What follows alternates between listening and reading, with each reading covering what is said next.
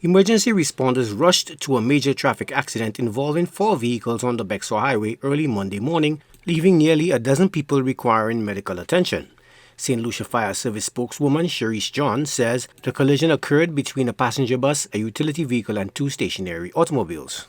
On the 4th of November 2024, St. Lucia Fire Service responded to a motor vehicular collision on the Bexon Highway, which involved a minibus, a pickup van, and 2 parked vehicles. The crash victims received immediate care at the scene before being transported to hospital.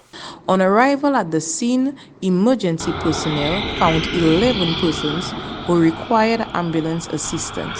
They were assessed, treated, then transported to a medical facility for advanced medical care. Officials confirmed that while the collision caused multiple injuries, no lives were lost in the incident.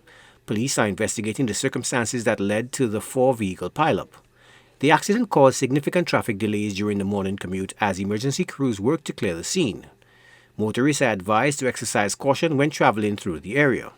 Joachim Duplessis, HTS News Force.